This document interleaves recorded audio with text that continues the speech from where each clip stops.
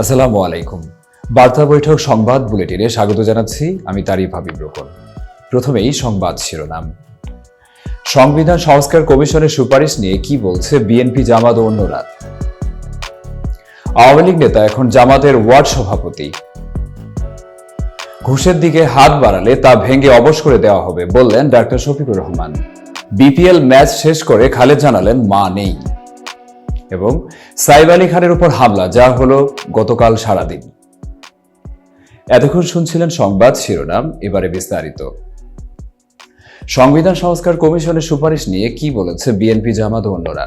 ক্ষমতার প্রাতিষ্ঠানিক ভারসাম্য প্রতিষ্ঠায় বিএনপি সহ প্রধান রাজনৈতিক দলগুলো সংবিধানে যে পরিবর্তনগুলো চেয়েছিল, মোটা দাগে তার অধিকাংশই স্থান পেয়েছে সরকার গঠিত কমিশনের সুপারিশে।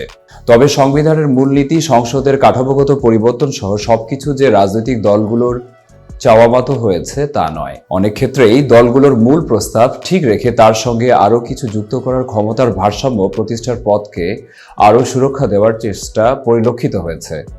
ক্ষমতার ভারসাম্য আনার সুপারিশকে রাজনৈতিকভাবে দলগুলো ইতিবাচকভাবে দেখছে, কিন্তু রাষ্ট্র পরিচালনার মূলনীতি পরিবর্তনের সুপারিশ নিয়ে কোনো দলের প্রশ্ন রয়েছে। যদিও বিএনপি, জামাত, ইসলামী সহ রাজনৈতিক দলগুলো এখন পর্যন্ত সংস্কার কমিশনের সুপারিশ নিয়ে গতকাল বৃহস্পতিবার পর্যন্ত আনুষ্ঠানিকভাবে কোনো প্রতিক্রিয়া জানায়নি। তবে বিএনপি দলীয় সংবিধান সংস্কার বিষয়ক কমিটির সদস্য ও দলের স্থায়ী কমিটির সদস্য সালাউদ্দিন আহমেদ গতকাল গণমাধ্যমকে বলেন, যেটুকু দেখছি তাতে দ্বিকক্ষ বিশিষ্ট সংসদ, ক্ষমতার ভারসাম্য আনা, এ ধরনের কিছু বিষয় আমাদের প্রস্তাব থেকে এসেছে। আর তত্ত্বাবধায়ক সরকার ব্যবস্থার বিষয়ে তো আদালত থেকে আগে থেকেই রায় এসেছে, কমিশনও সেটা প্রস্তাব করেছে। আওয়ামী লীগ নেতা এখন জামাতের ওয়ার্ড সভাপতি। কুমিল্লার তিতাস উপজেলার মোহাম্মদ আবু হানিফ নামে আওয়ামী লীগের একটি ওয়ার্ডের সাধারণ সম্পাদককে ওই ওয়ার্ডের জামাতের সভাপতি করা হয়েছে।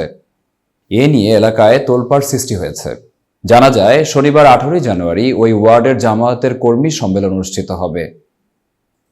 এই সম্মেলনের জন্য ছাপানো পোস্টারে মোহাম্মদ আবু হানিফের নাম এবং জামাতের পদবি লেখা থাকায় বিষয়টি প্রকাশ্যে আসে। পরে বিষয়টি স্বীকার করেন আবু হানিফ। স্থানীয় সূত্র জানিয়েছে, আবু হানিফ তিতাস উপজেলার মজিদপুর ইউনিয়ন পরিষদের 4 নম্বর ওয়ার্ডের ইউপি সদস্য। আওয়ামী লীগ সরকারের আমলে তিনি ওই ওয়ার্ডের আওয়ামী লীগের সাধারণ সম্পাদক ছিলেন। গত 5 আগস্ট শেখ হাসিনার পতনের পর তাকে জামাতে ইসলামীর সভাপতি করা হয়েছে। আগে থেকেই জামাতের রাজনীতির সঙ্গে জড়িত থাকার কথা উল্লেখ করে ইউপি সদস্য আবু হানিফ বলেন, আমি মেম্বার হওয়ার আগ থেকেই জামাতে ইসলামীর সঙ্গে জড়িত ছিলাম। আওয়ামী লীগ আমলে মেম্বার নির্বাচিত হওয়ার পর ওয়ার্ডে অবকাঠামো উন্নয়নমূলক কাজ করার জন্য আওয়ামী লীগের ওয়ার্ড সাধারণ সম্পাদক হতে বাধ্য হয়েছি। ঘুষের দিকে হাত বাড়ালে তা ভেঙে অবশ করে দেওয়া হবে বললেন ডাক্তার শফিকুর রহমান। বাংলাদেশ জামাতে ইসলামের আমির ডাক্তার মোহাম্মদ শফিকুর রহমান বলেছেন, এদেশের মানুষ বিচার পায় না, ঘুষের রমরমা বাণিজ্য হয়। কিন্তু আমরা এমন বিচার ব্যবস্থা নিশ্চিত করতে চাই যেখানে রাষ্ট্রের কোনো বিচারক, কোনো কর্মকর্তা, কর্মচারী ঘুষের টাকায় হাত বাড়ানোর দুঃসাহস দেখাবে না। কেউ ঘুষের দিকে হাত বাড়ালে সেই হাত ভেঙে অবশ করে দেওয়া হবে। বৃহস্পতিবার 16 জানুয়ারি মাগুরার নোমানী ময়দানে জেলা জামাতের কর্মী সম্মেলনে প্রধান অতিথির বক্তব্যে তিনি এই কথা বলেন। ভবিষ্যতে দেশ পরিচালনার সুযোগ পেলে মানবিক সরকার গঠনের প্রতিশ্রুতি ব্যক্ত করেন তিনি। ঘুষ আর দুর্নীতিমুক্ত দেশ গঠনের কথা জানিয়ে জামাতে আমির বলেন, আমরা এমন একটা দেশ চাই যেখানে সাংবাদিকেরা নির্ভয়ে বলবে তুমি কালো, তুমি সাদা। আমরা সেই স্বাধীনতা নিশ্চিত করতে চাই। ঘুষ ও দুর্নীতি দুটি সমাজের ক্যান্সার। এই ক্যান্সার দূর করতে না পারলে স্বপ্নের বাংলাদেশ কেউ গড়তে পারবে না।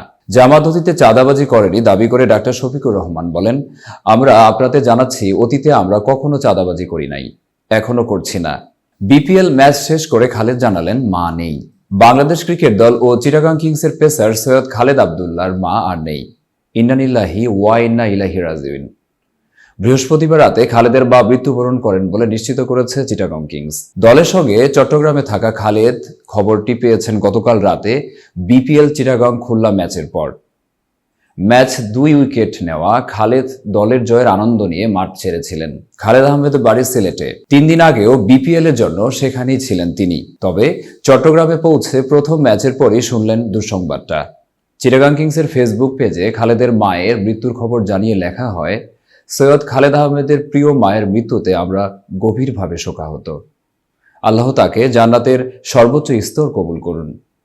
বিপিএল এর আরেক ফ্র্যাঞ্চাইজি সিলেট স্ট্রাইকার্সের পেজ থেকেও খালেদের মায়ের মৃত্যুতে শোক প্রকাশ করা হয়েছে। সাইফ আলী খানের উপর হামলা, যা হলো গতকাল সারাদিন। গভীর রাত, মুম্বাইয়ের পশ্চিম ব্রান্দার খান পরিবারের সবাই গভীর ঘুমে আচ্ছন্ন। তখন এক বা একাধিক দুর্বৃত্ত ঢুকে পড়ে সাইফ আলী খান ও কারিনা কাপুর খানের বিলাসবহুল অ্যাপার্টমেন্টে। সাইফকে ছুরি দিয়ে ক্রমাগত আক্রমণ করে তারা। মুম্বাইয়ের লীলাবতী হাসপাতালে দীর্ঘ সময় অস্ত্রোপচারের পর এখন তিনি বিপদমুক্ত বলে জানিয়েছেন চিকিৎসকেরা। গত বৃহস্পতিবার কাক ভরে সাইফের ছুরিকাঘাতে খবর হু হু করে ছড়িয়ে পড়ে। বলিউডের ছোট নবাবের উপর এ হামলার খবরে উদ্বিগ্ন পুরো চলচ্চিত্র জগৎ ও তার ভক্তকুল। বড় তারকা দম্পতির বাড়িতেই এ হামলা মুম্বাইয়ের নিরাপত্তা ব্যবস্থা নিয়ে প্রশ্ন তুলেছে। একজন নাকি একাধিক দুর্বৃত্ত রয়েছে। একদিন সাইফ কারিনার অ্যাপার্টমেন্টে প্রবেশ করেছিল কয়জন, এখনো তা জানা যায়নি। পুলিশের পক্ষ থেকে জানানো হয়েছে, গত বুধবার মধ্যরাতে হঠাৎ চেঁচামেচিতে সাইফের ঘুম ভেঙে যায়।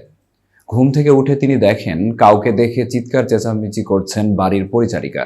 সবাইকে দেখে তখন অজ্ঞাত পরিচয় ব্যক্তি হামলা চালায়। সাইফের সঙ্গে দুর্বৃত্তের ধস্তাধস্তি হয়। সে সময় ধারালো ছুরি দিয়ে সাইফের শরীরে একাধিক কোপ বসায় সেই দুর্বৃত্ত। এতক্ষণ বার্তা বৈঠকের সাথে থাকার জন্য ধন্যবাদ। নতুন নতুন তথ্য ও সংবাদ পেতে বার্তা বৈঠক ইউটিউব চ্যানেল ও ফেসবুক পেজের সাথেই থাকুন।